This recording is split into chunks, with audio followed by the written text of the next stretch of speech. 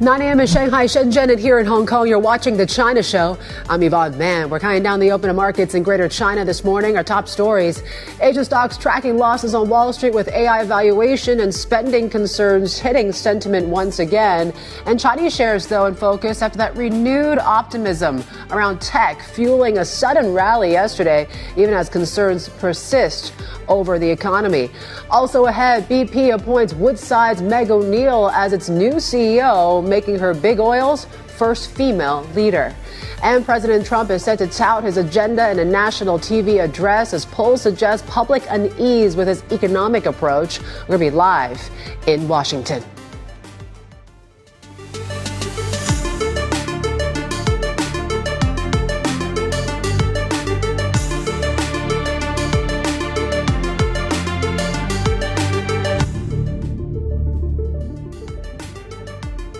Happy Thursday morning to you. Of course, as we await that televised speech from President Trump at the top of the next hour, this is what the state of play is across markets here right now, where U.S. futures are bumping up slightly higher here today, but you are seeing once again Asian equities wavering just a bit on the whole AI trade. So obviously we got to talk about that Oracle Blue Owl sort of story there that seems to be leading to a lot of questions about the spending plans of some of these AI players here. You square that with the Micron. We had an upbeat forecast. And so there's sort of two sort of forces playing there when it comes to that AI trade. But for now, it seems like we are mostly lower across Asia, with Japan and Korea really leading the charge here. Taiwan doing slightly better, but we're still lower by about 0.5% as things come online there. You take a look at how the dollar is faring as well. Of course, we heard from Chris Ballers with some more dovish remarks. That certainly is why we're seeing maybe the dollar a little bit on the weaker side of things here. We're talking about dollar yen back to 155 levels, with just one day to go before the BOJ. But also when it came to, of course, the pound, watching very closely, right? We had that inflation print overnight from the UK dropping more than expected. So pretty much building the case and giving room for the BOE to cut possibly there. We're watching very closely, of course, what goes on when it comes to oil markets, right? Given that we have seen more geopolitics when it comes to Russia, maybe more curbs on that front here as President Trump tries to get closer to some sort of Ukraine peace deal. Also when it comes to Venezuela. So we continue to see oil markets a little bit elevated here this morning and really kind of sparking and really kind of coming out of this sort of slump that we've seen when it comes to crude. So Brent is at $60 now. We're 1.5% to the upside here. We're watching silver after reaching another record yesterday. We're coming off that just slightly, but gold also slightly under pressure here in the Asia session. When it came to China, it was interesting yesterday, right? We were talking all through the show just 24 hours ago about how there was pressure. But then again, we saw this kind of sudden rally in the late afternoon, right? There was optimism, of course, around the Meta X IPO in Shanghai. There also, when you take a look at when it comes to these ETFs and the ones that the national team are the so-called linked ones there, they actually did quite well. So certainly that's going to be a key focus here, whether there was that sort of national team stepping in late yesterday. But certainly when it comes to futures, they're slightly lower here today. We're watching the brokerages very closely as well, just given we saw them move about 10 limit up for some of them yesterday, just given the speculation about the national team. So certainly that's going to be one thing to watch very closely in terms of your agenda here today. You have that renminbi strength, and really you're seeing this divergence between renminbi strength and equity weakness. Whether that continues is certainly a key question we'll be asking. That Vanke meeting is happening today, right? So we have talked about the sweeteners that Vanke has offered here to try to avert a default. We'll see what happens in this meeting later on. CICC trading resumption here today. So watching, of course, on the back of not just with this brokerage rally, but this as well. E-commerce stocks. So there is a warning here from some of these retail platforms from China against pushing for lower prices. So once again, that anti-involution push that we're seeing, and we're still waiting for data when it comes to FDI as well. Let's bring in our MLive executive editor, Mart to kind of kick off and really set the scene for us here today. So we continue to see, risk assets are been pretty volatile for all this week here, Mark. Tell us what's top of mind for you.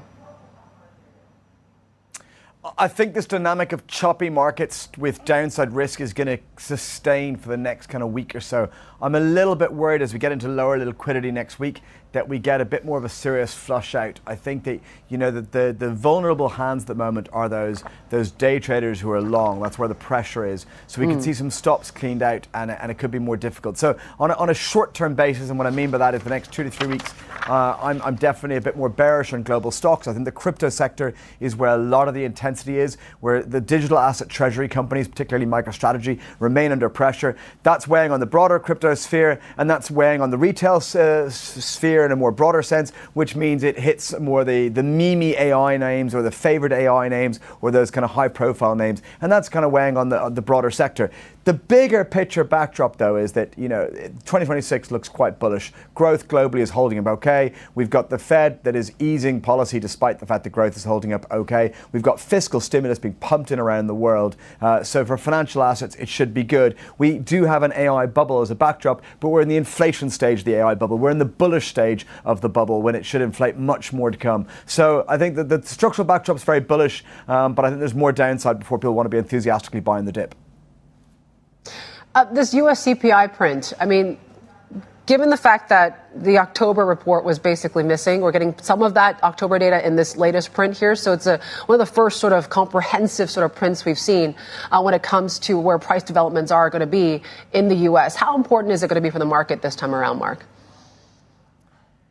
Yeah, you know what? I think it's one of those data prints where people get very excited in the short term, but a week later we'll move on from it. It was like the jobs report earlier this week where we kind of hyped it up. People did trade it, but we've already moved on from it. I think people will just say that because the lockdown, because the changing Fed board, this doesn't really matter. So I don't think it's a macro print at all. It's a short-term day trader print. The macro backdrop is that inflation has been above target in the US for a very long period of time and unlikely to get back to target. Now there's a valid debate about, is it going to run away to the top side with easy monetary policy, or do we have enough deflationary trends in the price? Will AI help that kind of deflationary trend? That means while inflation will stay high, it won't become uncontrolled. And that's the big debate going into next year. And today's print won't resolve that, even if the day traders get excited.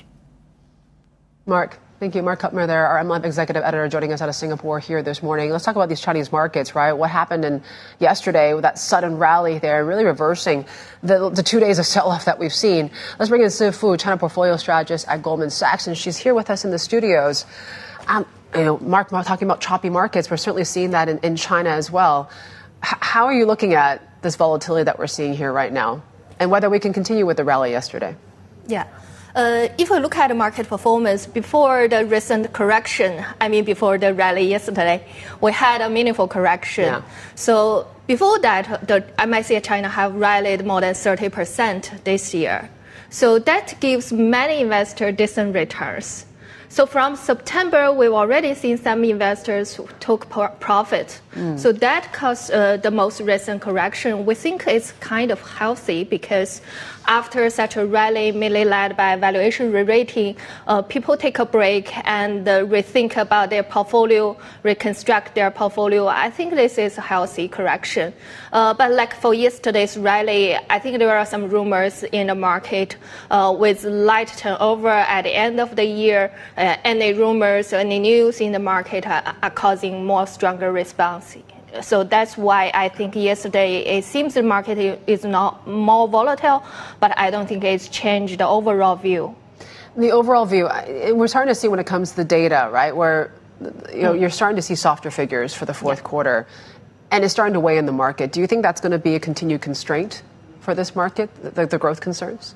I agree that the weak data does cause more concerns, especially if we look at October data. It's particularly weak in property investment. In November data, it's particularly weak in retail sales. So that kind of suggests the traditional economy, the old part, is still challenging. So that causes more concern about weak consumption will sustain for longer. Property market haven't seen the bottom. So these are the discussions we did heard from investor conversations. But at the same time, people are also positive about technology development, AI-related investment opportunities. So we kind of see the divergent ideas about the market. So that's also consistent with our view that we think the return dispersion will continue to be huge next year. So on consumption side, we are also more cautious, but on the technology side, we are more optimistic. How are the global long-only funds positioned now around this market here? It seems like there's still some funds out there globally that are still quite bullish in this market because of the tech sector. Yeah, exactly. If we look at the EM Asia mandate, actually they raised their allocation quite meaningfully this year. But in the recent 1 month, they trimmed their allocation a little bit, similar as the hedge fund took some profit and adjust portfolio a little bit, so their allocation down like 20 bips. Now they hold around 7% in Chinese equities. Compared with last year, the trough level was 5%. So we've already seen a meaningful improvement. But as we see, the global mandate ones haven't really fully returned to the market. Still more than half of the funds haven't allocated in China. The benchmark weight is 5%. Their actual allocation is 1.7%. So there's still a huge gap there. That's also where we see the potential may come from for next year. They are getting much more interested in China. They talk to us more. But in terms of portfolio, they haven't adjusted that aggressively given the U.S. market remains strong. So they're still kind of holding off, but more interest. Exactly. What is still holding them back? I think the macro problem is still there. We still need to discuss about property market, consumption, inflation, everything before we talk about the opportunities there. So that still hold them back a little bit. What sort of the policy assumptions that you're making for next year then? Given the fact that you're starting to hear from the rhetoric even from Xi Jinping about the focus on domestic demand, the rebalancing of the economy, that perhaps we might not get sort of big stimulus next year. Yeah, if we look at the recent Central Economic Working Conference, we still see modestly pro-growth policy stance. So they still pledge to have more like easing on fiscal, on monetary, on property, and the recent article from President Xi emphasized they want to boost consumption, domestic demand. So overall, we think the policy will be supportive, but compared with last September when we have this September policy pivot, definitely this year we see the policy is more measured. So it really depends on like how much we need rather than they proactively give more policy. So this is still the expectation we have. All right, Si Fu, we'll have more from Si Fu from Goldman Sachs here at the bottom of this hour here as we mark this open. Coming up, we're talking about Vanke here. Bloomberg is learning that the Chinese property developer is asking some banks to accept delayed interest payments, the latest on its debt restructuring attempts later on in the show. We're also counting down the open of trade in Shanghai, Shenzhen, and Hong Kong. This is the China Show. A beautiful look outside on this Thursday morning. Futures are down. This is Bloomberg.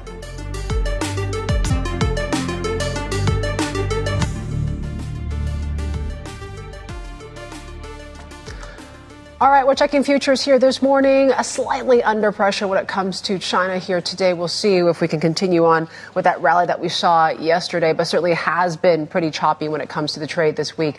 But take a look when it comes to your renminbi fix. Of course, we're waiting for that as well, just given the strength we've seen, right? We were at 703 levels right now for dollar China. We're still waiting for that here this morning. There you go, 705.83. Still weaker than expected from economists there. So certainly that may seem another signal from the PBOC there that they are trying to slow down some of the gains that we've seen in the currency of late. We'll talk a little bit more about that dichotomy, right? Stronger RMB, but still not doing much in terms of helping this equity market of late. We'll have that correlation and talk a little more about that with Si Fu as well. Let's get to a data point, right? We were just talking to Mark about this November CPI report coming out of the U.S. a little bit later on. So this was the estimates. So CPI, 3.1%. Core should be around a 3% print according to the street out there. And certainly that's going to be one thing to watch. And Bloomberg Economics has been also crunching the numbers as well. They expect when it comes to inflation in most tariff-exposed goods categories has already peaked or soon will. Let's bring in our U.S. and Canada economist, Stuart Paul. He joins us now from New York. Stuart, thanks for staying up for us. You've been crunching, I think, millions of prints out there when it comes to everything online. And really coming up with this sort of view that maybe we've reached a peak when it comes to tariff-induced sort of pass-through. Tell us a bit more about what you found. It's actually really interesting, Yvonne. When we look at the millions of different goods categories that we collect data on, that we've collected data on since April, it looks like in a lot of the most tariff-exposed goods categories, inflation actually peaked in October. Interestingly enough, that was the month that the government was shut down, the federal government was shut down the entire month. So we're not going to have a very clean inflation print for October, but we actually do expect to see a little bit lower inflation than the consensus is expecting. We're expecting a 3.0% year-on-year headline CPI print, in part because tariff pass-through appears to have started slowing. And when we think about what's going to be coming down the road in 2026, we've also examined dozens of different earnings calls transcripts, and producers are referencing cost pressures far less than they were closer to the middle of the year and in Q2.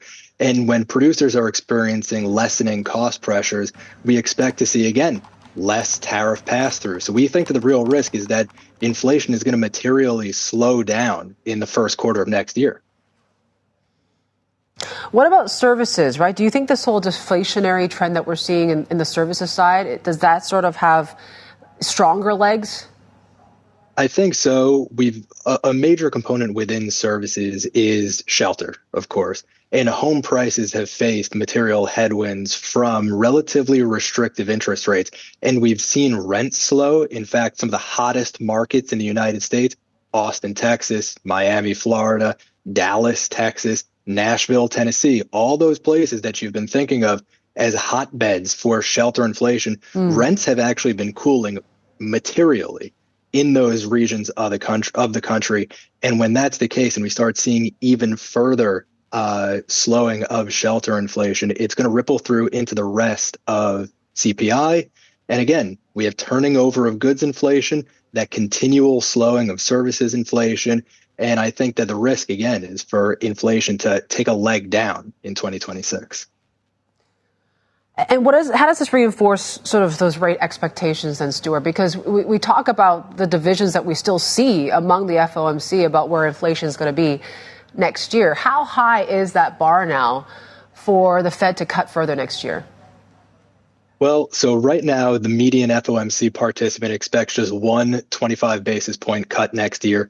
Markets are pricing in 2 25 basis point cuts next year. We expect to see 3 or more. And it's in large part because of an expected slowdown in inflation. But right now, we also just have a very tenuous balance in the labor market. There's very little hiring going on right now. We're running pretty close to the break-even hiring pace. That's the pace necessary to keep the unemployment rate steady right now, just above 4.5%. If we see another uptick in the unemployment rate, that could be enough to get another interest rate cut in the first half of this year, and then sequential cuts at each meeting in the second half of next year. And so again, we think that the risk is skewed towards slowing inflation, an imbalance in the labor market leading to a rise in the unemployment rate, and relatively quick interest rate cuts, especially in the second half of next year.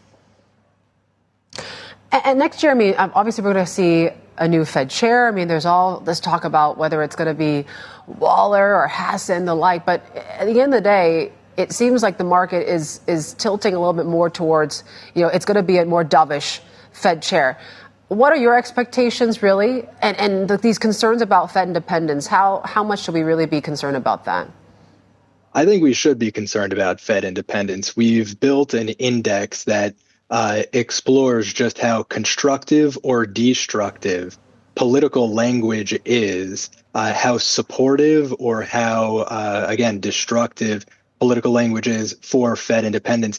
And we have actually never seen the index fall as low as it has, pointing to material pressure on the Fed and the possibility of political capture, so to speak.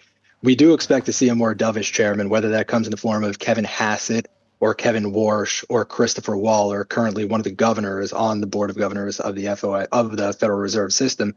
In any event, we're definitely going to see a more dovish Fed chairman taking the reins in May. The question is, how many voting members of the FOMC can they add to their coalition to cut rates?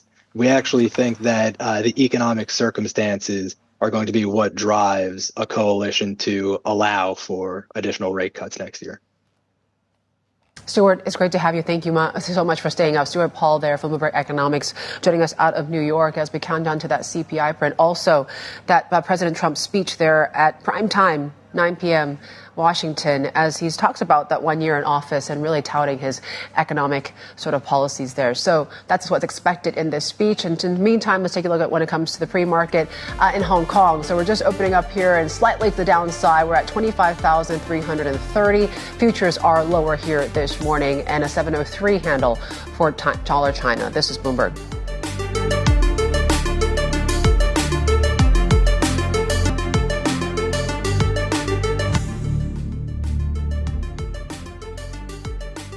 Welcome back. Here are some major stories that we're following today. E-commerce firm PDD is said to have fired a government relations team in Shanghai after staff brawled with Chinese regulators during company checks earlier this month.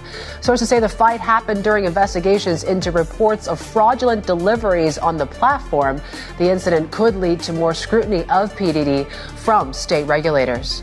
Tencent has appointed Yao Shenyu as its chief AI scientist, entrusting the former OpenAI researcher with leading its AI efforts.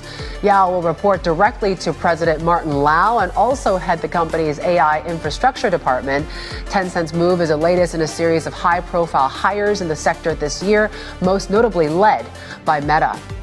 Chinese visitor growth to Japan slowed in November by the most in almost 4 years amid a political dispute over Prime Minister Sanae Takaichi's comments about Taiwan. Arrivals from China rose just 3% from a year earlier last month, and marking the slowest increase since January 2022. Beijing has discouraged travel to Japan and ordered airlines to cut flights through next March. Take a look when it comes to your pre-market, and we are seeing Hang Seng just slightly to the downside here, and we're seeing HS Tech seems to be a lag lower here today. We're down about 1% right now. 8 shares are certainly what we're seeing there. Still seeing if we reach or at least get to that correction territory here today. We're still seeing that strong renminbi though at 703.96. In terms of stocks to watch, Vanke is certainly one to watch here today. They're proposing delaying that Yuan bond. This is the December 20 that's due on December 28th, I should say. That one is starting to watch here today, just given we are expecting some sort of meeting on Thursday as well. Let's take a look at CICC. They're resuming trade here. They're also issuing $16 billion in shares for this takeover. We're up 7% for the stock here right now in the Hong Kong listed ones here. And we're watching some tech plays as well, whether it's Xiaomi, whether it's SenseTime here. So Xiaomi planning nearly $6 billion when it comes to research and development investment in 2026, as according to one report. Xiaomi, though, has been cut to a hold at Jefferies here. SenseTime also having a share placement there here this morning. Shares are lower by about close to 4%. We got the open coming up. This is Bloomberg.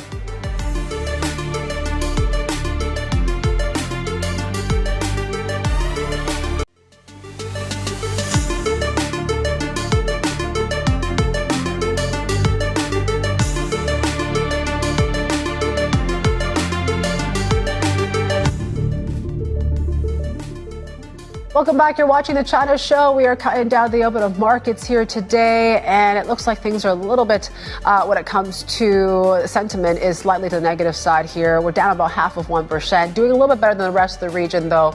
We are seeing some choppy trade when it comes to some of these tech-heavy benchmarks in Japan, as well as Korea here today, given some wobbles in the whole AI trade overnight, whether it's this Oracle, Blue Owl sort of story that we've been talking about, and also when it comes to Micron, though, that was actually more of an upbeat guidance from the chip maker. But yes, it seems like we're leaning less towards risk on and more towards risk off. You take a look at how this market open is shaping up.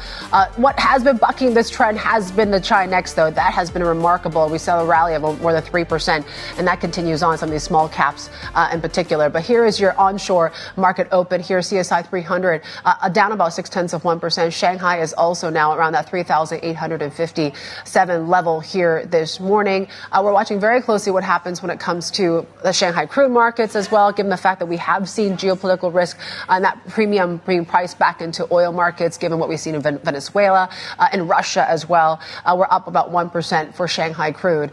We flip the boards and see what goes on here when it comes to the Chinex. So there you go. We're selling off a little bit after what we have seen a pretty stunning rally there in Shenzhen. Hang Seng is doing this here right now. HS Tech is lower by about 1.3%. HSBC seems to be the standout there. There's a great story about the CEO, George El-Hedary, is actually going to be temporarily moving to Hong Kong in the next soon. And so certainly that's going to be one thing to watch for the stock. We are seeing Alibaba and some heavy selling when it comes to that stock, and Baidu as well. They're both lower by close to 2% or more. Tencent is also lower by about 0.8%. There was a story from Reuters as we talk about this sort of the breakthrough that we're seeing when it comes to AI and the like. So certainly that's going to be one thing to watch here in some of these sort of equipment makers and the like that could actually be in line with what we're seeing with ASML and what they do, right? So that certainly is one thing to watch. Also, there was this line about warning retail platforms, again, pushing for lower price. So there you go. Anti-involution is certainly one thing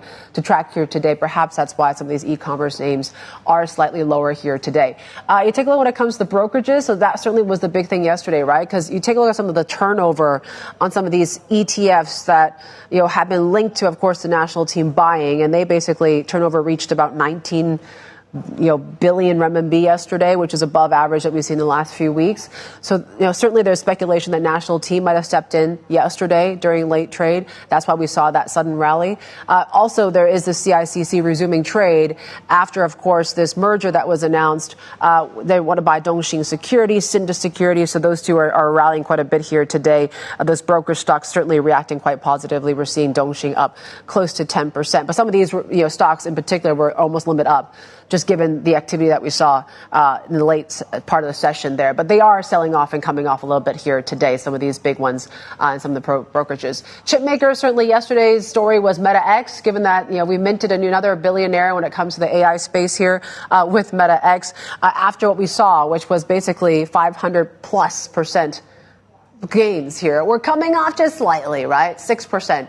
And really, mimicking what we saw with more threads in particular, too. That stock is also slightly lower by about 3% here. So the chips getting a little bit of pressure here today, but they certainly had a pretty good session thanks to Meta X yesterday as well. So we're also watching Giga Device Semiconductor, that also getting a nod for a Hong Kong listing. That stock is up some 3%. Let's talk a little bit more about what we've been seeing, right? This weakness in the equity market, the wobbles that we've been seeing. You're starting to see this divergence between the currency as well as the stock market, right? Before, there was more of a positive correlation between the two when you had a strong renminbi that helped fuel some inflows into this equity market. That seems to be breaking down of late here, given that we're seeing mounting concerns over the economy and rising valuations that is sapping sentiment. Let's get to Winnie Xu, our Asia equities reporter. She joins us now from Tokyo. While Chinese markets were stabilizing a bit yesterday after that recent sell-off, Winnie, the contrast we're seeing between the weakness in equities and the renminbi is becoming more apparent. Tell us a bit more about this divergence and what's driving it. Yeah, exactly, Yvonne. We've been talking about this whole positive loop between the yuan and the stocks for a big chunk of this year, but recently that divergence is really getting more apparent. We're talking about the 20-day correlation between the yuan and the MSCI China dropping to the lowest in more than a year. And actually, there are different factors moving the two assets, right? On one hand, you have the yuan strengthening to a 14-month strength. On how the PBOC has a stronger fixing and how traders are focusing more on the fact that the government is in no rush to have further aggressive easing, but focusing instead on the potential appreciation of the yuan to support the economy, rebalancing away from focusing so much on the exporters and how the stronger yuan could actually help the domestic strength. But on the other hand, you've got this continuous weakness in stocks, In fact, we are still close to all these key milestones and correction levels, and that is really being weighed on the weakness of the economy, potentially pressuring the growth and the profitability of companies. So as one strategist put it for us, right now the currency is trading on the policy floor while equities are really constrained by the growth ceiling. And what are the analysts saying, right? The ones that you've been talking to, do they expect this gap to continue or can it actually reverse?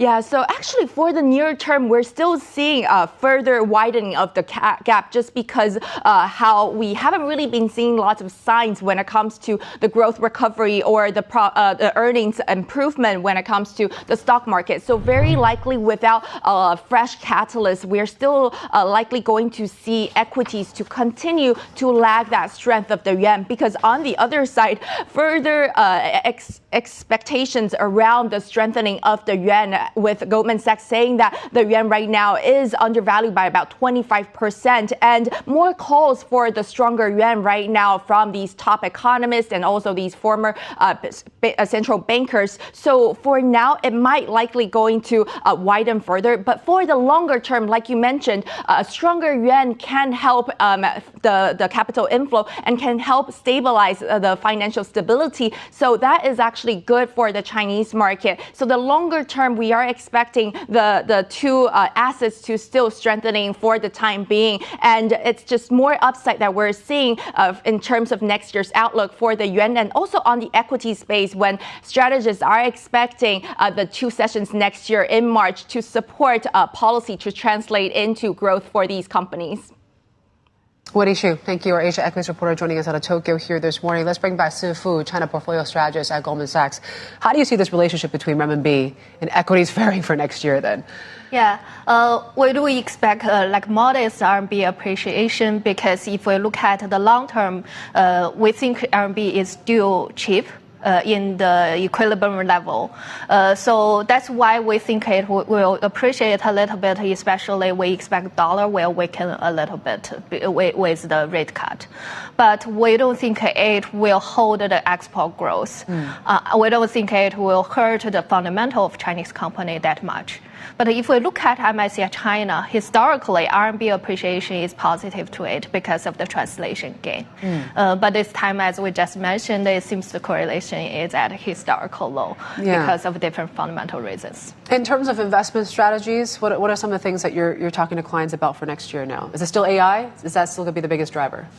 I think the first thing we need to talk about is the 15th five-year plan.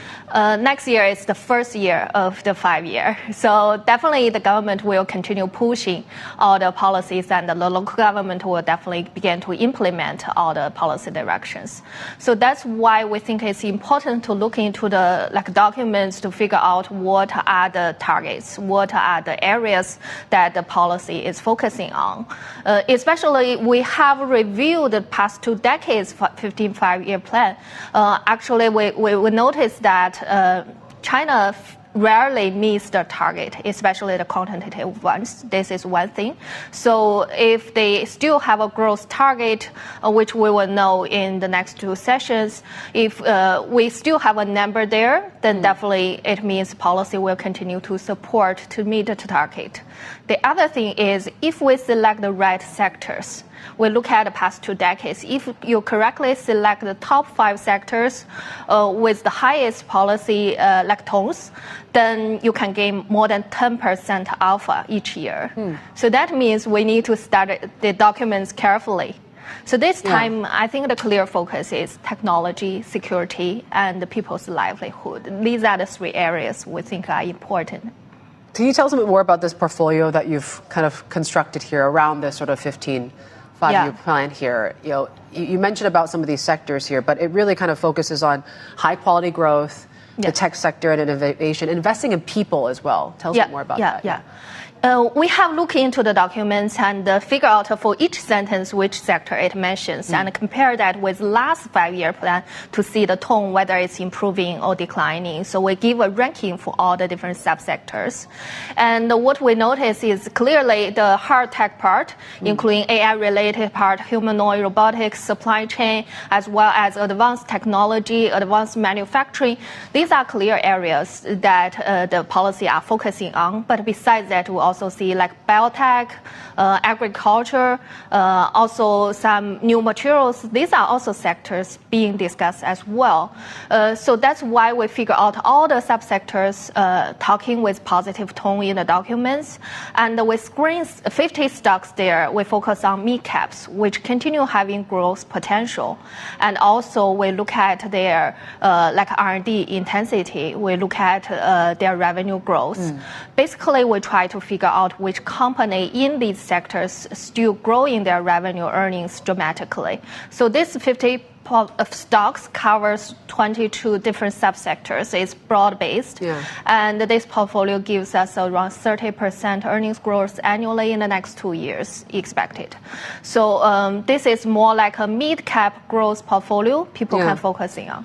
Other things that you're focusing on is anti-involution. And we talk about, we haven't quite seen this campaign play out in some of the key sectors like food delivery, like autos and the like so far. Materials, I think, is where you're seeing most, I guess, in terms of revisions. Are you expected to see this to broaden out a little bit, this campaign, and to really kind of benefit other sectors as well? Remember in July when we first talked about anti-evolution, people's expectation was it's more like a top-down policy push. So at that time, people were looking forward for document coming from NDRC to lay out what are the measures, what are the targets, but actually it is not. What we are seeing now is it's more coming down to different industries. It's led by industry associations and joined by the companies who try to make effort to cut their capacity, cut their capex, to improve their pricing and the profit margin. So that's why from the data we see, especially from the third quarter margin, as you mentioned, material is the sector we've already seen some profit improvements. So that is the direction what we are looking forward. It may come from more bottom-up company efforts leading profit margin improvements. So where price is improving is what investors need to focus on. What about when it comes to companies going global? That was a big theme this year as well. It seems like you're seeing a lot of that, but there's also a lot of tensions that you're seeing externally as well from this. So how should I be looking at some of these companies now? Our view is we are still quite bullish about export. Our economist is continually expecting growth to be driven by export. But we did get some pushback. Some investors are concerned like other nations may have different measures to at least push back a little bit. On the overcapacity concerns. But why we are still quite bullish is first, we think it seems the rare earth card is playing. Even we consider the U.S.-China relations, it seems when other nations thinking about measures to China, definitely they need to be more careful.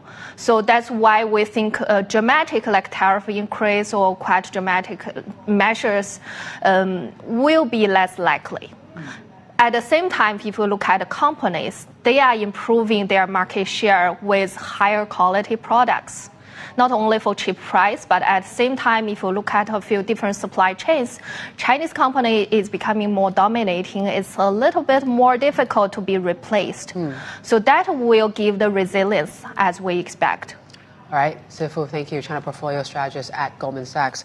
Coming up, we're going to talk about, of course, new consumption and the like here, and the fortunes around Mart, right? The stock rout that we're talking about is raising questions over whether it has turned things around as this Labubu craze seems to be fading. We take a closer look at the company's prospects later on in the show. This is Bloomberg.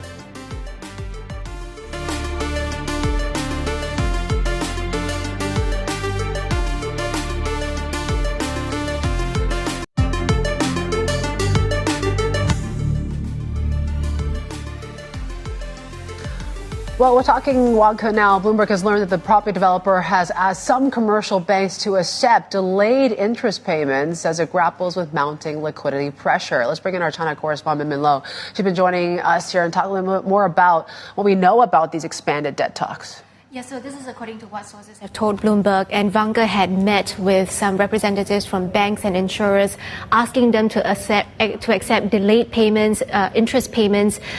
We separately know that they had issued a filing saying that they had secured extension on a guaranteed loan by a year that's provided by another bank. And in the meantime, we're watching very closely the bondholder meeting that is taking place at 10 a.m. because they had failed to secure a bondholder's approval to defer a bond payment that was due earlier this week on Monday. So they are going to meet them at 10 a.m. and bondholders will be voting on whether they would approve the new proposal, which will include some credit enhancements. They're still calling for an extension of the principal payment by a year, but they will pay the interest payment by next Monday.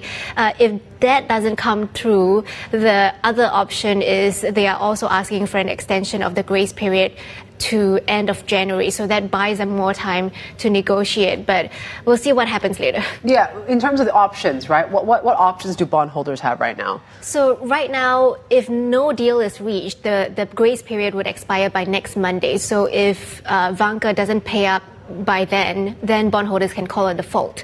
So in the meantime, like I said, they could either call for an extension, continue to give them an extended grace period, but some analysts are saying it might be better for them to call default now, just to give them a better chance of recovery of their assets, because some analysts are saying that given the liquidity conditions, it is likely, it's probably not a question of if, but a question of when Vanke would go through a holistic debt restructuring. And if that really happens, then, you know, the big shareholder like Shenzhen Metro, they will be laying claims on some of the most valuable assets, and that leaves the bondholders with very little to lay claim on. All right.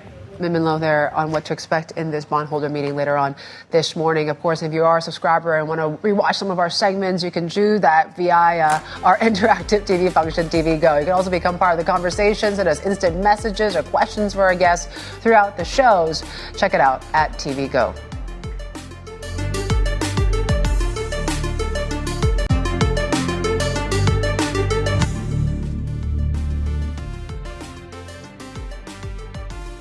You're looking at live pictures of the White House here today. We're just moments away from hearing from President Trump, set to deliver an address to the nation at the top of the next hour. And that's as we start to see polls suggesting that voters are souring on his handling of the economy. Let's bring in our Bloomberg Balance of Power co-anchor, Joe Matthew. He joins us live in D.C. here this evening. Joe, always good to have you in the program.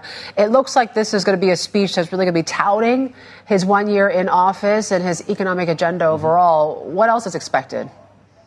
Well, it's a great question because we really technically don't know. The signals that Bloomberg News is getting from the White House is that, yes, this will be an economically central speech. He'll get to the issue of affordability, which is the big buzzword right now in Washington, knowing that high prices have been a very stubborn issue for this White House, much like the one before it. And to your point, the most recent AP poll showing the president at an all-time low of 31%, at least so far in this term, when it comes to his handling of the economy. But there are so many other issues that he could grasp on, and this might be a bit of a variety show, remembering that Donald Trump indeed used to host a reality program, and he knows a bit about how to use TV. It's a primetime address in the United States. All the networks are taking this. A lot of folks might not realize that Donald Trump is about to invade their living room 9 minutes or so from now. We did just learn, for instance, from the Secretary of Defense that the administration has struck another alleged drug boat off the coast of Venezuela. We could hear more about this. The president last evening announcing a blockade outside of Venezuela and may well announce further policy changes tonight. If you're keeping track here, that makes for 26 strikes against alleged drug boats, killing nearly 100 people. There are also questions about what he might have to say about the war in Ukraine, for instance, and some other domestic issues here this evening. So we could have a bit of a whirlwind from the president this evening. Maybe it's a preview of his State of the Union address, but it's somewhat unusual for him to use this format in prime time from the White House at this hour. So we're deeply curious to know what he has to announce. Yeah, and walk us through what next year is going to look like, right, as we get closer to the midterms and the like. And you talk about at a time against a backdrop where his numbers are not looking too good. What more could we expect in terms of the policy side of things next year? Well, I would, for instance, expect before even we see more policy changes, more travel. The president made his first trip to Pennsylvania just about a week ago. J.D. Vance made a similar trip this week, and we understand that there'll be a little bit more cadence to his travel as he tries to beat the drum on the economic message. Remembering the big, beautiful bill, as the president liked to call it, made permanent the Trump tax cuts and brought other stimulative factors to the economy that they think is going to mean an economic boom in 2026. Now, the markets may have another take on this, and the Federal Reserve might as well. But that's going to be the message from the president. They're working to get prices down to increase growth. The message from J.D. Vance has been, have patience. Next year will be better than this one. Joe, thank you. Our Washington correspondent and co-anchor of Bloomberg Balance of Power, Joe Matthew there. We'll come to you, of course, after for analysis of Trump's speech happening in just about 7 minutes' time. Another check of the markets before that, though. We are watching, of course, China chip equipment. There was this Reuters report talking about some of the breakthroughs that we're seeing when it comes to that front that could, in some ways, counter the competition you see with ASML, which basically dominates that sort of sector there. So scientists have developed the working EUV prototype here. You're seeing a bit of a mixed picture across the likes of SMSIC and Hua Hong, but you are watching some of these other ones that are somewhat looking a little bit more positive here today, these equipment makers. When it comes to the biggest loser that we're seeing on the HSI, it's a bit of a mix, whether it's the likes of Xiaomi, Chow Tai Fook, Pop Mart, as we talk about here, right, where the valuation has basically headed back to the trough after that 40% stock rout that we've seen.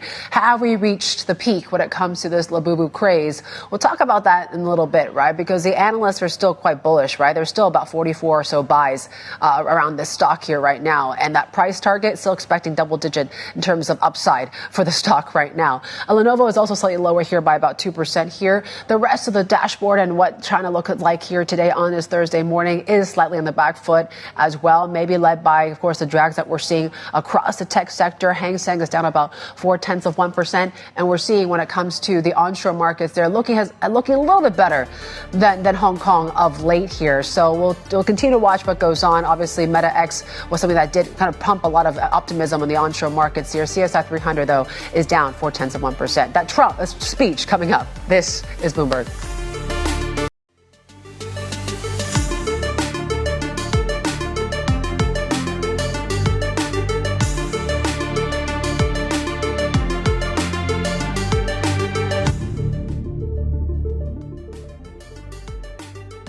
Welcome back. This is the China Show happening this hour. President Trump set to deliver a primetime address in Washington and really set to detail his historic accomplishments and maybe even tease some policy that will be coming in the new year. That was what we heard from the White House press secretary Caroline Leavitt there leading up to this speech, right? We talk about how rare it is to have a primetime speech from the president a year into office and really at a time that's quite pivotal. As we count down to the midterms here, his poll numbers have been softening here, and his approach to the economy as it heads and faces headwinds has been front and center among many voters out there. So this is offering him that platform to highlight his accomplishments, outline his priorities for the coming year. That certainly is going to be the key focus here in this hour. CSI 300, in the meantime, we are seeing a bit of a retreat when it comes to risk assets here across the region here today. Before we get to that speech, let's do a check on these markets, right? Because that AI trade certainly had some wobbles, given the fact that we heard from what Oracle and this Blue Owl sort of deal here, that they're not going to be raising or at least giving equity when it comes to funding some of these infrastructure plays and the like. So that certainly led to some concerns, right? Any sort of bad news when it comes to data centers is enough to spook these markets. And you're seeing that across the likes of the Nikkei, Kospi, and Taipei, these tech-heavy sort of benchmarks here. But it's really Korea as well as Japan that's feeling it here this morning. We're seeing 1% declines here as well. You take a look at when it comes to currencies, right? So, of course, we're counting down to that November CPI report coming out of the U.S. as well. Could be the first comprehensive sort of data point here to really see how price developments are shaping up there. 3% print is expected there when it comes to inflation. But is it going to reinforce some of those rate cut expectations there? We'll see. But certainly it's going to be one thing to watch, right? Dollar has slightly on the flat side of things here. Yen is a little bit more weaker here as we count to that BOJ meeting. We're at 155. 155, 156 levels here right now. We're watching the pound very closely here. We had that weak inflation print out of the UK overnight. Seems to solidify that they may be willing to cut in a pre-Christmas sort of gift to the markets there from the BOE. So the BOE is set to cut later on here today. Let's bring you to those live pictures in the White House where we are expected to hear President Trump making his televised address. Let's listen in. A mess, and I'm fixing it. When I took office, inflation was the worst in 48 years, and some would say in the history of our country, which caused prices to be higher than ever before, making life unaffordable for millions and millions of Americans. This happened during a Democrat administration, and it's when we first began hearing the word affordability. Our border was open, and because of this, our country was being invaded by an army of 25 million people, many who came from prisons and jails, mental institutions, and insane asylums. They were drug dealers, gang members, and even 11,888 murderers, more than 50% of whom killed more than one person. This is what the Biden administration allowed to happen to our country, and it can never be allowed to happen again. We had men playing in women's sports, transgender for everybody, crime at record levels with law enforcement, and words such as that just absolutely forbidden. We had the worst trade deals ever made, and our country was laughed at from all over the world, but they're not laughing anymore.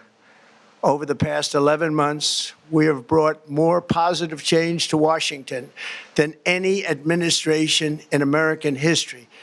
There's never been anything like it, and I think most would agree.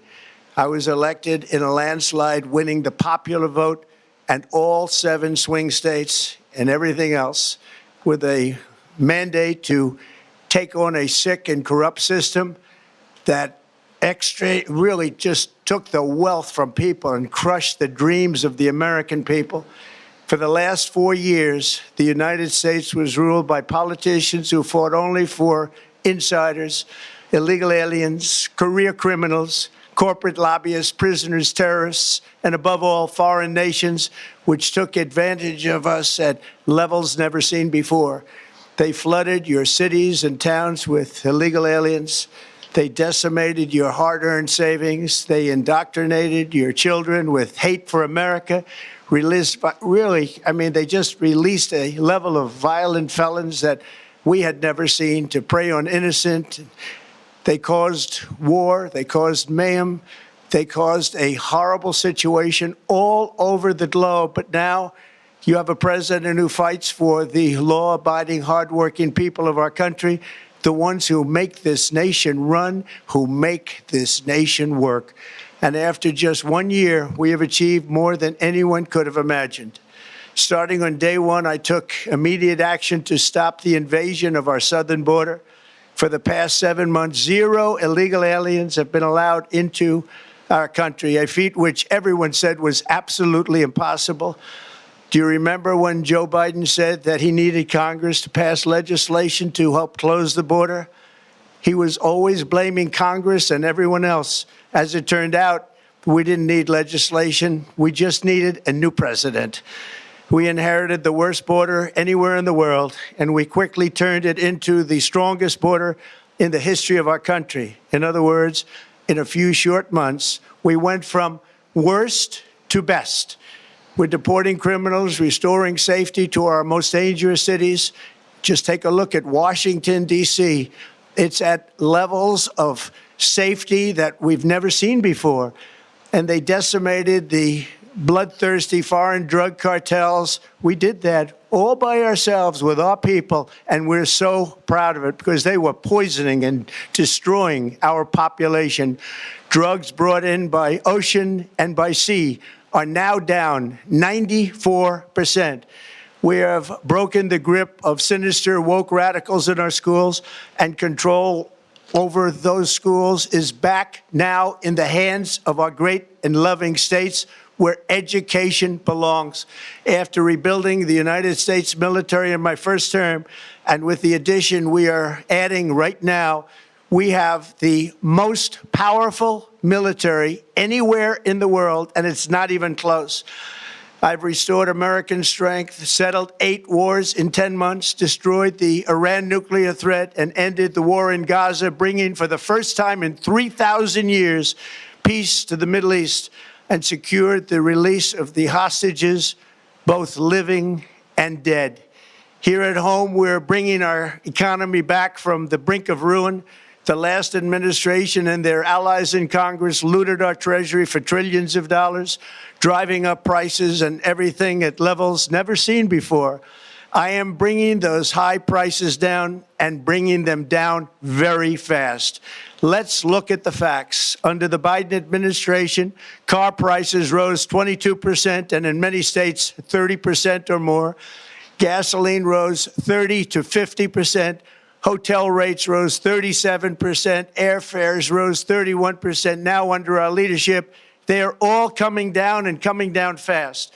Democrat politicians also sent the cost of groceries soaring, but we are solving that too. The price of a Thanksgiving turkey was down 33% compared to the Biden last year. The price of eggs is down 82% since March, and everything else is falling rapidly. And it's not done yet, but boy, are we making progress. Nobody can believe what's going on. Here are just some of the efforts that we have underway. You will see in your wallets and bank accounts in the new year. After years of record-setting falling incomes, our policies are boosting take-home pay at a historic pace. Under Biden, real wages plummeted by $3,000. Under Trump, the typical factory worker has seen a wage increase of $1,300. For construction workers, it's $1,800. For miners, we're bringing back clean, beautiful coal. It's $3,300. And for the first time in years, wages are rising much faster than inflation. Remember that. The wages, just look at it. Wages are going up much faster than inflation. How big is that? Very importantly, there are more people working today than at any time in American history, and 100% of all jobs created since I took office have been in the private sector. Think of that. 100% of all jobs have been in the private sector rather than government, which is the only way to make a country powerful and great. This historic trend will continue. Already, I've secured a record-breaking $18 trillion of investment into the United States, which means jobs, wage increases, growth, factory openings, and far greater national security. Much of this success has been accomplished by tariffs. My favorite word, tariffs, which for many decades have been used successfully by other countries against us, but not anymore.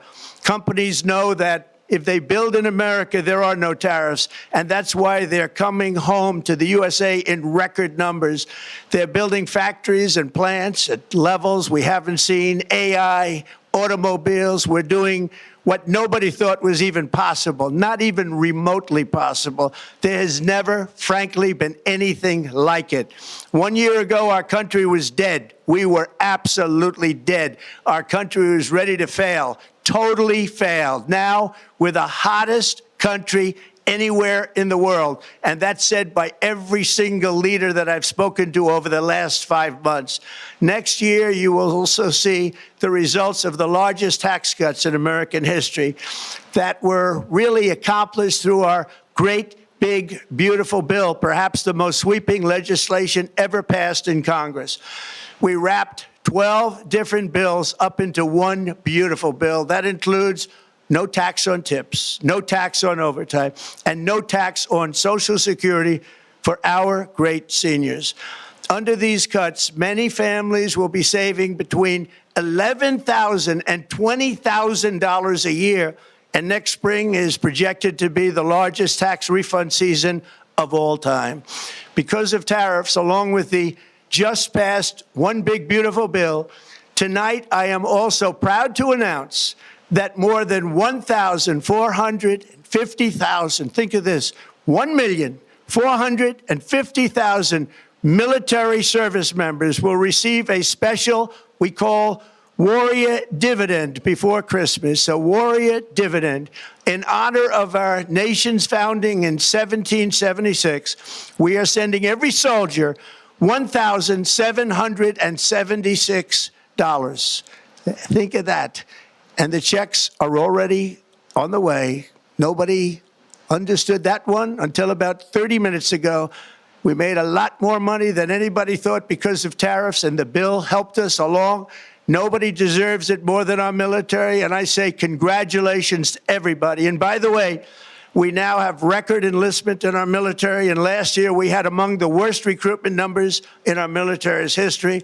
What a difference a year makes. In addition, I'm doing what no politician of either party has ever done, standing up to the special interests to dramatically reduce the price of prescription drugs.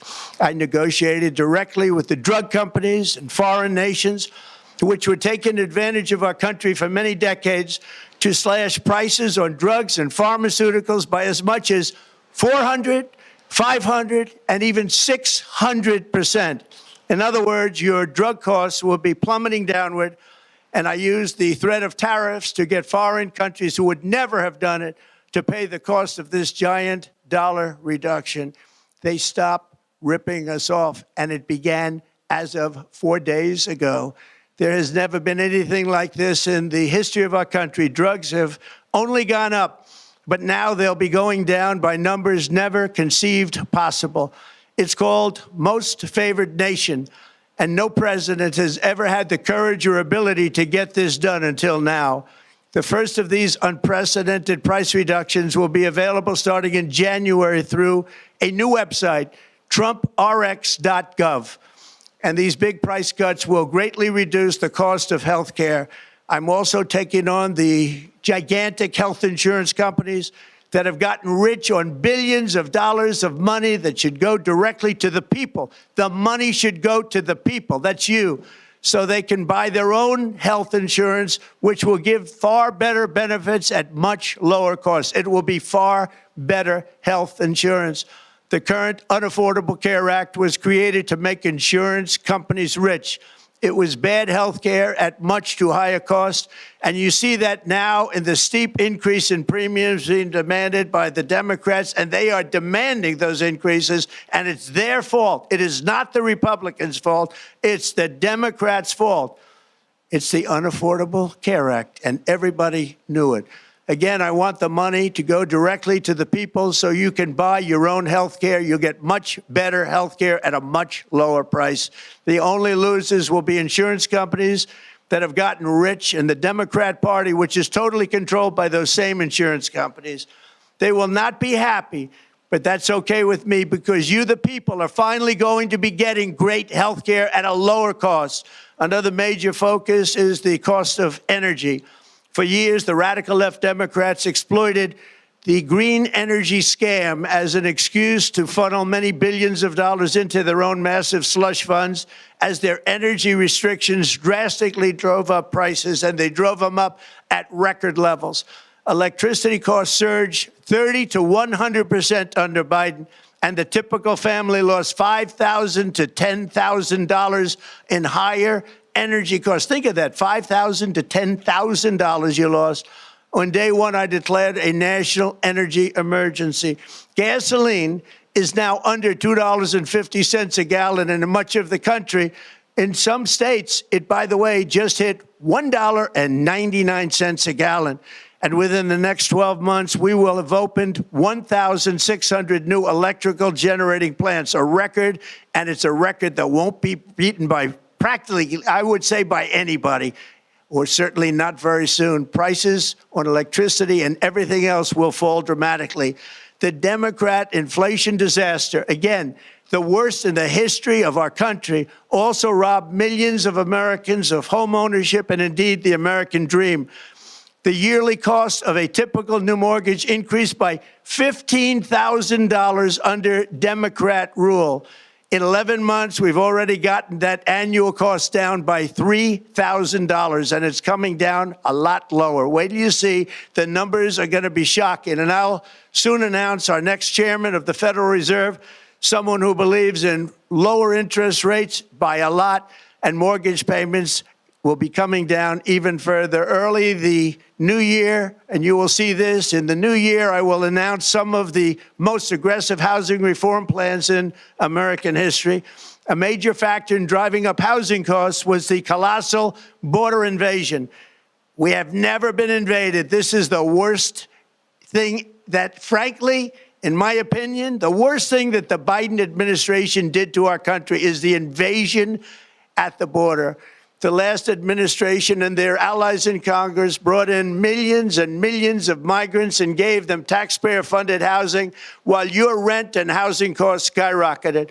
Over 60% of growth in the rental market came from foreign migrants. At the same time, illegal aliens stole American jobs and flooded emergency rooms, getting free health care and education paid for by you, the American taxpayer. They also increased the cost of law enforcement by numbers so high that they are not even to be mentioned. For the first time in 50 years, we are now seeing reverse migration as migrants go back home, leaving more housing and more jobs for Americans. In the year before my election, all net creation of jobs was going to foreign migrants. Since I took office, 100% of all net job creation has gone to American-born citizens, 100%. In the end, government either serves the productive, patriotic, hardworking American citizen, or it serves those who break the laws, cheat the system, and seek power and profit at the expense of our nation. Look at Minnesota, where Somalians have taken over the economics of the state and have stolen billions and billions of dollars from Minnesota and indeed from the United States of America. And we're going to put an end to it. For so long as before my election, the vast majority of good and decent Americans were forced to watch as corrupt politicians plundered the halls of power, exploited our taxpayers, and pillaged every system that makes civilized society function. But not anymore, and you see that every day, not anymore. We're putting America first, and we are making America great again. Very simple. We are making America great again. Tonight, after 11 months, our border is secure. Inflation is stopped. Wages are up. Prices are down. Our nation is strong. America is respected, and our country is back, stronger than ever before. We're poised for an economic boom, the likes of which the world has never seen. Soon we will host the World Cup and the Olympics, both of which I got. But most importantly, we will celebrate the 250th anniversary of the Declaration of Independence. There could be no more fitting tribute to this epic milestone than to complete the comeback of America that began just 1 year ago. When the world looks at us next year, let them see a nation that is loyal to its citizens, faithful to its workers, confident to its identity, certain to its destiny, and the envy of the entire globe. We are respected again like we have never been respected before. To each and every one of you, have a Merry Christmas and a Happy New Year. God bless you all.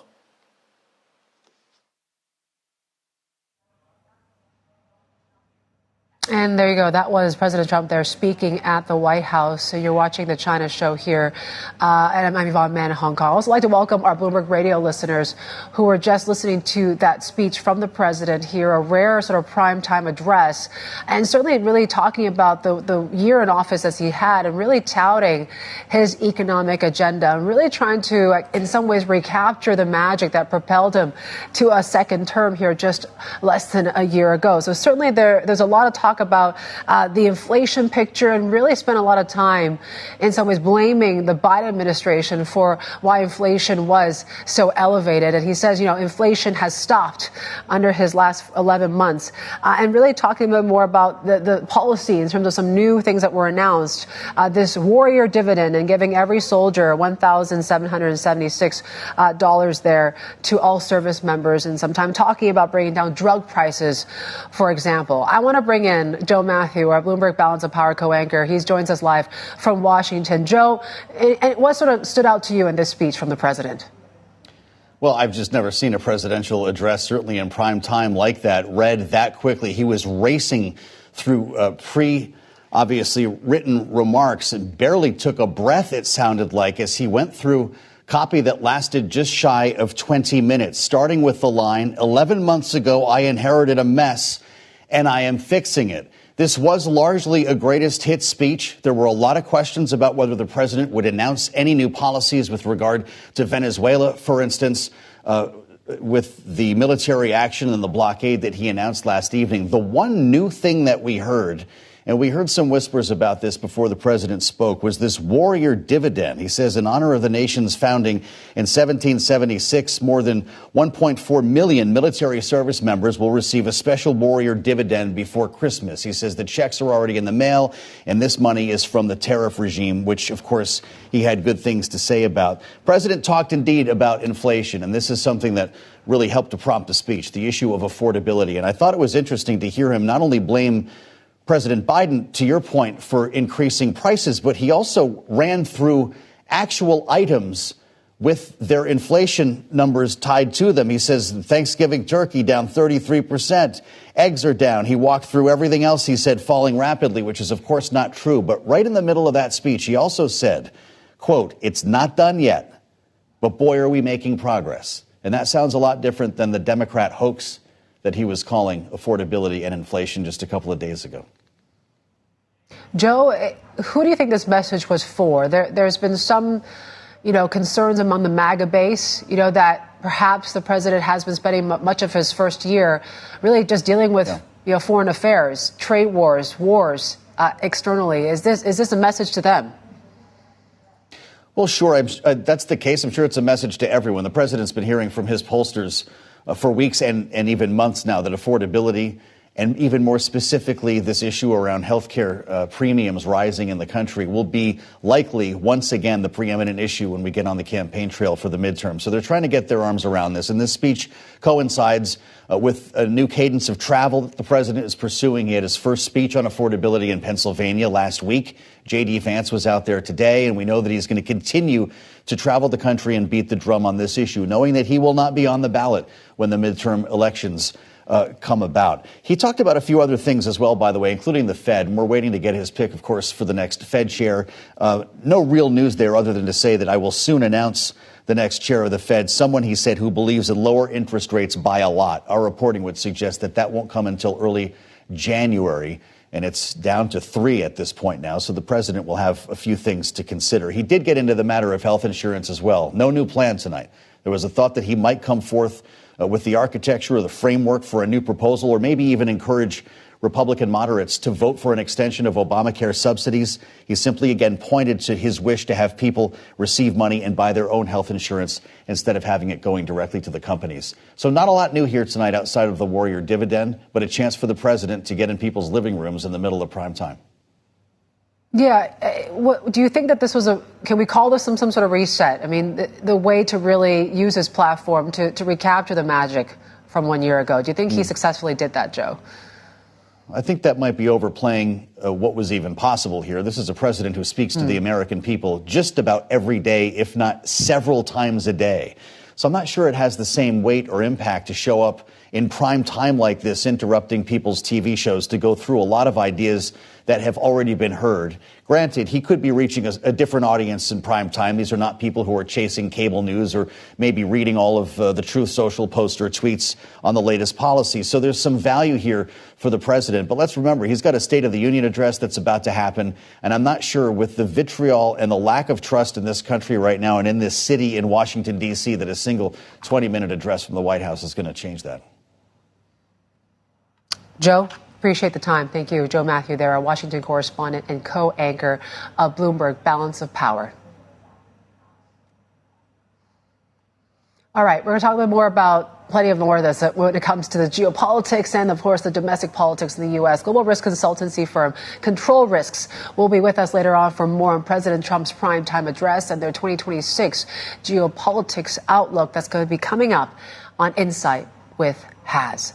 Here's your market check here right now. Of course, we are about an hour and a half into the Chinese session here. U.S. futures, though, are still pointing on the positive side. In fact, NASDAQ futures are a little bit more punchier. We're up about a third of 1%. So some of those AI sort of wobbles, maybe we'll see if that actually continues here on the Thursday morning when Wall Street wakes up here. But certainly that is what has been weighing risk assets here in Asia here today. And when we take a look at how Greater China markets are doing, right? Yesterday was that late day session, a rally that we saw that really reversed a lot of the negativity. Today, it seems like it's a bit more nuanced and mixed, right? Take a look at how CSI 300 is. We're slightly to the downside. We're still on track. Maybe we'll see if we see any sort of correction that's been hit when it comes to the MSCI China. Also, the 8-share market. We're flat when it comes to the Hang Seng here today, but not a whole lot of conviction, really. We take a look at the benchmarks here today. We have plenty more coming up. This is Bloomberg.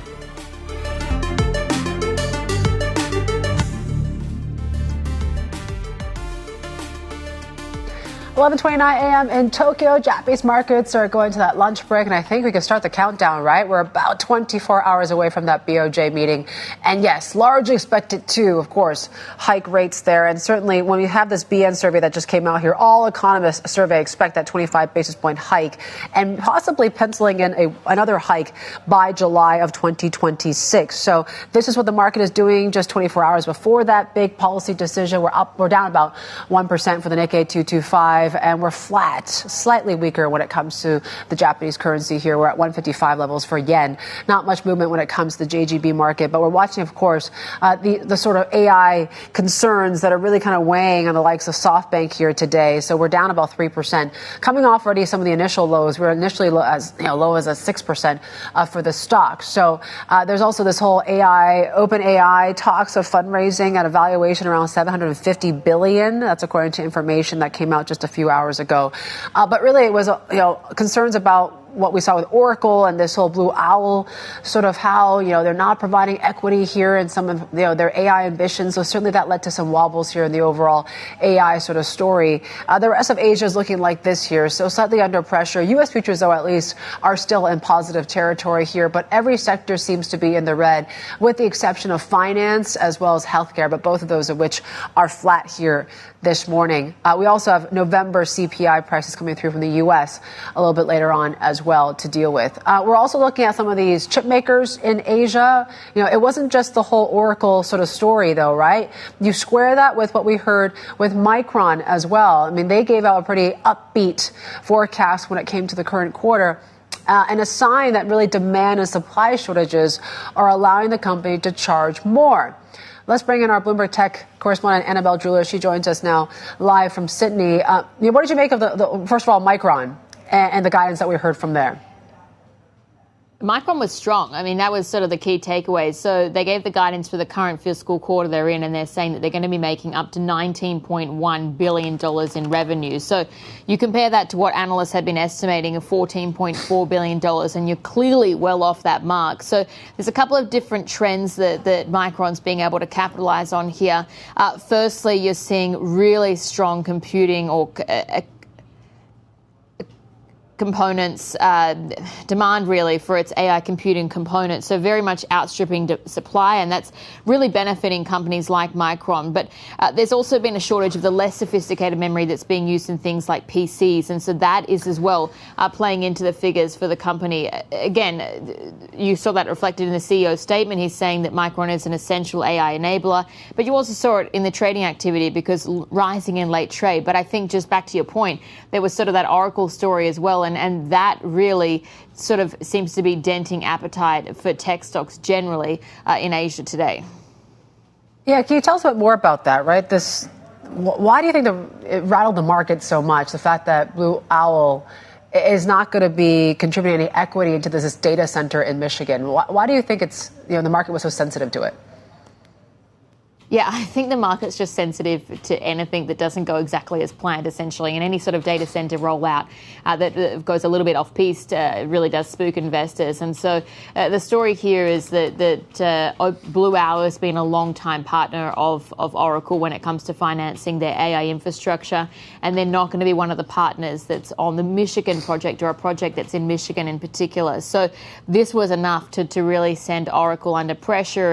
And you saw as well that being reflected across the tech complex in the session, and also in parts of what we're seeing. For instance, SoftBank's been one of the big laggards in the Asian session so far today. But, I mean, there are some potential reasons that we're getting for this, including the political climate, for instance, in Michigan. One of the reasons perhaps that we're hearing that Blue Owl might be walking away from this, there are still key partners that are involved, and Blackstone, for instance, is one of those, and the project does seem to be otherwise moving ahead as scheduled. Okay. OpenAI, I mean, this valuation continues to be an explosive one. According to the information, you're talking about $750 billion now in terms of that valuation, according to their reporting. What more do we know at this point about that fundraising round? Yeah, it's really exceptional. I mean, it's $750 billion. You're essentially at a valuation that's 50% higher than when we saw the last share sale for OpenAI back in October. So it just tells you that still there's a lot of hype and optimism around this business, because OpenAI, of course, we've seen concerns around it, specifically relating to its performance versus Alphabet's Gemini model as well. But yeah, so what the information is saying here is that OpenAI could be looking at raising as much as $100 billion. That valuation for the business as well could be raised, as we said, to $750 billion. So they're looking at sources, or hearing from sources that are close to it. But that's follows what we had yesterday, because, again, the information reporting here that Amazon was looking to tip about $10 billion into the business, and that would also be maybe OpenAI purchasing some of the Amazon chips that they're working on as well. So yes, that certainly has been capturing a lot of attention, that story coming out in the last couple of hours. All right, Belle, thank you. Our tech reporter, Annabelle Jeweler, is joining us live from Sydney there. And of course, as we talk about AI, we talk about what are some of the big sort of trade sort of decisions there for many money managers out there, right? As you start to see global trade tensions ease, Asia's policy reforms and domestic economic fundamentals will play a bigger role in investment decisions next year. That's according to some of the money managers that our team has been talking to.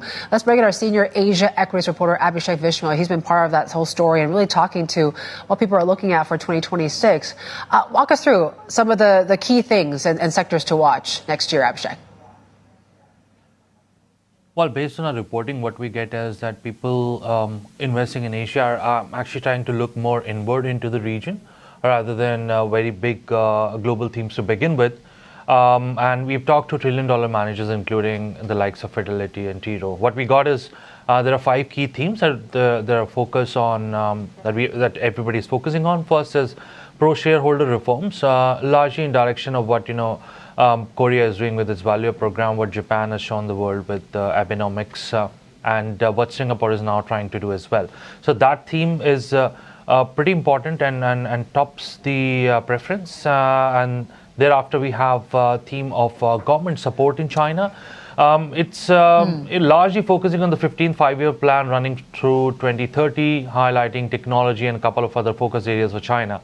Apart from that, of course, we're looking at AI spending as well. Korea remains, very much a top bet there. Same with Taiwan. And there is some bit of focus on AI hedging as well, given the valuations that AI stocks have been commanding now, given the risk of bubble and the fears that you guys were talking about. So there is a little bit of focus on India, Indonesia stocks as well that can provide a relative hedge. And then thereafter, there is again a bit more focus on Korean and Indian bonds, given the yields that they are offering, the easing bias that is there in the markets. Banks are also emerging as a favorite team, but that's a very global bet. And in the same direction, there are some takers for bank bonds as well. Yeah, can you tell us a bit more about the whole AI play, right? So it's almost like they need tech and non-tech sort of a balance here, because it seems like they're still quite positive about markets like the North Asia, Koreas and the Japans and the Taiwans, but there's still this need to really diversify? And I think India seems to be the bigger answer compared to maybe even China tech, which people were saying was a good diversifier away from some of the sort of global AI trades. What are you hearing on that front? I mean, that's right. If you look what has happened over the last 2-3 years is, China and US markets are moving in tandem with each other. And it's not just to do with price action. You got to think about creation of market cap, creation of those sectors and themes which are leading the markets there. And, those themes are very much similar because US and China are now probably commanding equal heft in the mind of some of the top investors, even if China's weighting in some of the indexes has been capped. So that's why these two markets are moving, neck to neck with each other, and both are at central of this of trade war for tech supremacy. So the actions and the correlation are pretty much there to remain. Now, within this context, of course, China is commanding lower valuations. Taiwan and Korean stocks are also commanding lower valuations for, let's say, for the sense of the past. The policies that have been there, therefore they're commanding lower valuations. So that makes them relatively safer, and that's why the excitement is there on the AI spending place. But at the same time, you've got the mother of all markets, US, where AI stocks are commanding obnoxious valuations. People are wondering whether the spending would continue. You've seen people getting a bit more uncomfortable with Oracle CDS spread, some people pulling down funding as well. So that is, making them hedge this as well. Now, to hedge something which is very AI driven, you need to look at something which has not got any AI. So that's where India, Indonesia, these names are coming up. These markets by their structure are very rural. It reminds me of a time when, Southeast Asia became, sort of a darling of investors because it had no tech stocks. Yeah. Now it does. So, as long as these markets don't get that kind of exposure or that kind of market cap created, it will happen in due course. AI market cap would come in these markets in due course. Till that time, they will serve as good hedges. So that's why, they are very much, Asia is very much in a good space. Whether you're looking to play AI as a long bet, you've got cheaper pick and shovel stocks. And if you're looking for hedge, you've got India and Indonesia. All right, Abhishek, thank you. Great stuff there. And really how people are positioning around the whole Asia sort of backdrop when it comes to equity is really quite interesting, right? It seems like there's value everywhere you look so far for next year. The backdrop still looks pretty positive. Abhishek Vishnu, our senior Asia equities reporter. Coming up, we're going to talk about what happened with BP, right? Meg O'Neill is set to become Big Oil's first female CEO as BP appoints her to the top job. We'll get you the latest next. This is Bloomberg.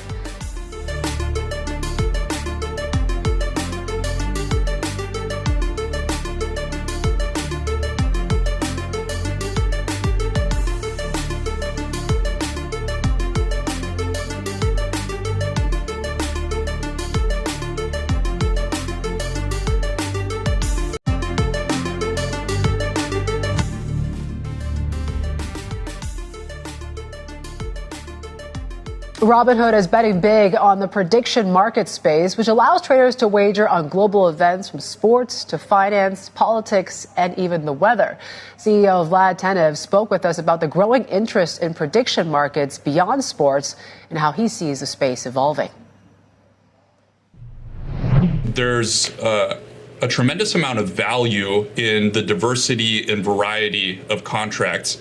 And what we're actually seeing, similar to trading, a lot of people that actually have strategies. So it's not, it's not as much of like, I'm buying a team because I'm a fan of it, but there's systematic trading and people are analyzing these things and they have strategies around it.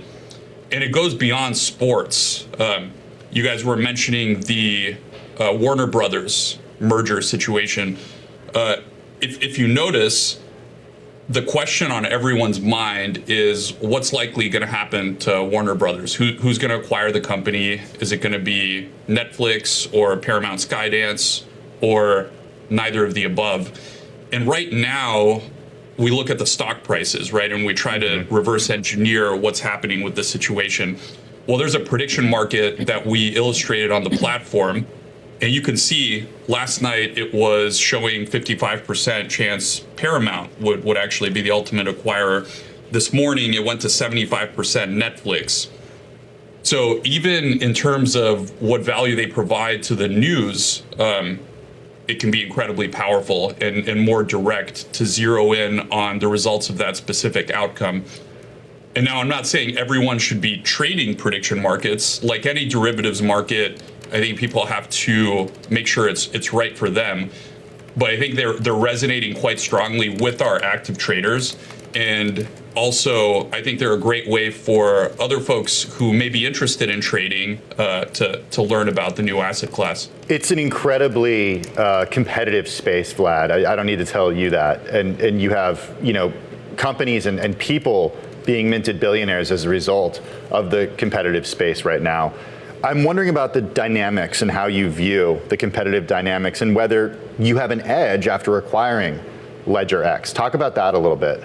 Yeah, I mean, right now, we're the largest broker in the space. And actually, the brokerage landscape is not very competitive. I mean, we're pretty much the only game in town.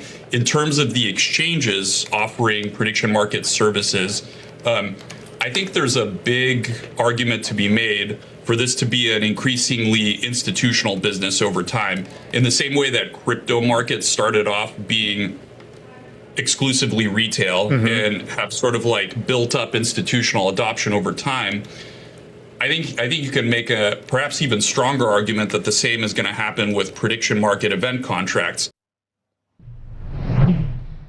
And that was the Robinhood CEO, Vlad Tenev, there speaking with our colleague, Tim Stenovec. Well, it's another story that we are tracking and a big story here in the Asia Pacific.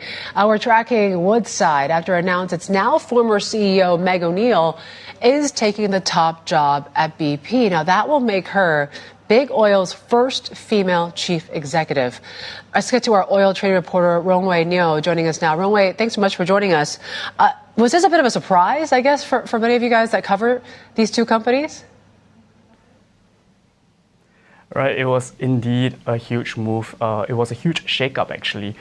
There was a lot of hustle and bustle when the announcement was actually made. Now, of course, what we do know was that BP was actually on its search for its next chief executive, but the candidate taking Meg O'Neill from Woodside came as a sort of a surprise. Now, let's dive deeper into why BP was actually looking for a new leader. So BP, as one of the oil majors in the West, it has been failing in terms of its profits. It has faced countless of investor pressure to kind of bring up its financial performances. Notably, one of its biggest, I would say, its biggest hurdles would be its failed pivot and investments into green energy. Now, of course, they have been on a hunt for a successor. It's the CEO that just stepped down, Murray, has only held the position for less than 2 years. And with this surprise pick, Meg from Woodside, with her track record, I think there's quite a bit of expectations on how she's expected to shake up the company's performance. And hopefully, let's see what kind of huge shifts she would bring to this to the company and the industry. Yeah, given her track record at Woodside, what do you think she can bring to the table, really, for BP? Well, so at Woodside, she has made tremendous progress, aggressive moves actually that is touted by a lot of analysts. Woodside has shifted from an Australian producer and has expanded its LNG business with a global footprint. She's known for making aggressive moves. So there was huge acquisitions made by Woodside under her helm when they took over BHP's petroleum business. And some of the analysts already are expecting that Meg's movements to BP could bring about more aggressive moves and shifts either within the company or in terms of its strategic directions. Yeah, I like this Piper Sandler analyst saying there's been pressure for more aggressive, everything on the table sort of approach for BP, and maybe everything from strategy to portfolio to culture that might benefit with an outsider like Meg O'Neill. Rongwei, thank you so much for bringing us some more context on that story. Rongwei Neo there joining us there out of Singapore. Well, coming up, we're going to talk about Mart. That stock route is raising questions of whether it can turn things around as this Labubu craze seems to be fading a little bit. We'll take a closer look at the company's prospects next. This is Bloomberg.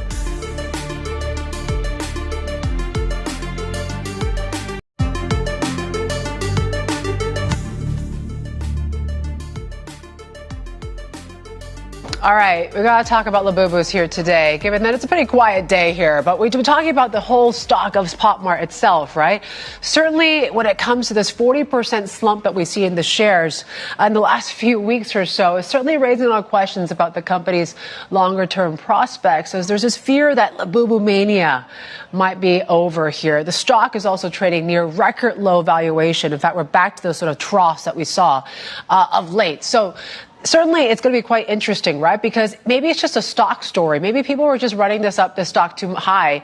Because when it comes to the growth projects, the fundamentals, they still remain quite extraordinary, right? Yes, it slowed down a bit. When you take a look at first half revenue, though, that still surged to $2 billion. And when it comes to the sell side, you ask them whether they're still bullish on this stock. Take a look at what we're seeing when it comes to some of the analysts, right? The average 12-month price target for the stock is at 359 Hong Kong dollars, which is suggesting about an 84% above its last close, or at least upside from here. Certainly that's going to be a key thing to watch very closely right now.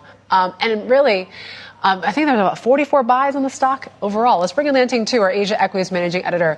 She joins us from Singapore to talk a little bit more about, of course, this whole Mart story and the trials and tribulations of the stock itself, right? I mean, we talk about the numbers are still quite extraordinary, but analysts just can't quite determine what the long-term prospects are.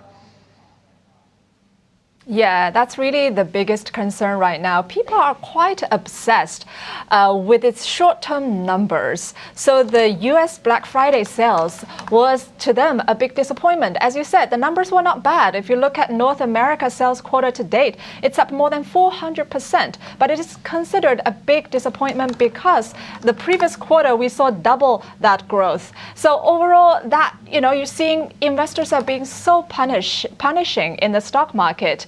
As you mentioned, the shares down 40% in about 4 months, and short interest tripled from November levels. And if you look at forward PE valuation, yes, right now it's at a very depressed 14 times versus 45 times that we saw just a half a year ago. And it seems like there is a bit of debate, right? Whether the IP is there, what do we have to look at to determine whether this is going to be like a Beanie Baby sort of hype that fizzles out, or something like a Sanrio Hello Kitty, for example? Yeah, a few things people are watching out for, whether they can be like a Walt Disney or Hello Kitty, as you said. A few things the company actually has been doing. One is opening a theme park in Beijing. That was last year. Second thing is they have reportedly struck a deal with Sony Pictures to produce a Labubu movie. So they're trying to do things that can sustain that kind of craze or popularity surrounding Labubu. But in reality, if you look at Google trend, the searches for the term Labubu has really been cooling. And if you look at the resale market, the kind of price that a Labubu doll could command before, like double or tripling the retail price, right now the kind of price is not there. So that is all correlated right now to its stock price. Yeah, I don't know. I see videos on my Instagram of people at these Mart stores, and the moment they drop the box, and people are just jumping on them. I don't really know what that means, but certainly there still seems to be a lot of optimism around Labubu for now. Lan Ting, thanks so much for breaking it all down for us. Our Asia Equities Managing Editor there, joining us out of Singapore. So there you go. We're focusing a little bit away from Mart and focusing on the brokerages, right? The CICC resuming trade here today. You are seeing upside about 5% of the A shares here, and really those takeover sort of talks here, that certainly is helping the likes of Dongxing Securities and Cinda Securities here today. Dongxing is up close to 10%. HSI intraday is looking like this here right now as we count down, wrap up the show. That's it for us here on the China Show.